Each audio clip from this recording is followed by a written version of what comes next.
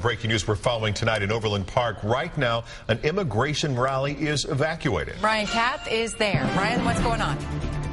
Hi there, Elizabeth. It's been a wild night. Police are finally giving the all clear here outside this Overland Park event center. People are finally leaving the parking lot after this immigration rally. There were actually two different suspicious packages reported tonight. One was an unattended photography bag left near our live truck. And then later on, there was another suspicious package found inside the rally. That was a lot more concerning to police, and they actually evacuated the building. Officers shouted at people to leave, and they spilled out into the parking lot, but many couldn't get to their cars as police investigated. Detectives eventually blasted that briefcase with a water cannon, but then had to make sure everything was safe. The police chief described why they took these precautions tonight. In the heat of what's going on, and when you take a look at it, it was extremely suspicious. It appeared to be brand new. It had a locking device, which was a combination lock, but the seals had not been removed from it yet. It was in a place where no one was accounting for it, in the middle of a crowded area. Our bomb-sniffing dog showed strong interest in the package. Tensions were high going into this event just because of the context of the debate. If you remember, this rally was actually switched from its location because the previous venue actually worried the rhetoric could simply grow too heated. And so here it was at this Overland Park event center where 2,500 people packed into a rally dubbed as illegal means illegal. Now, the Secretary of State, Kris Kobach, candidate, was there to support his campaign, but also to show that Kansas were serious about immigration reform.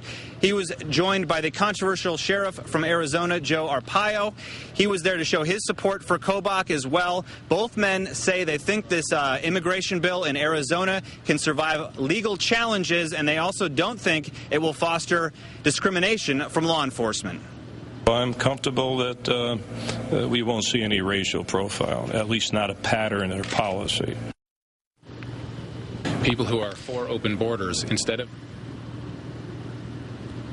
There were a number of protesters aligned along the sidewalks here out in the summer heat. However, we didn't see any shouting back and forth between the two groups. Things did remain peaceful, and so really all the drama for this event was saved for later on with those two suspicious package incidents. But once again, Overland Park police gave the all clear, no injuries, and everyone is now leaving the parking lot safely. We're live here in Overland Park. Ryan Kath, NBC Action News. Okay, Ryan, you said the first one was a photographer's bag?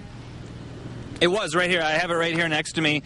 It was actually left near the live truck because we were doing our live shot here at 6 o'clock, and then we went inside the rally to take some video in there and do some interviews.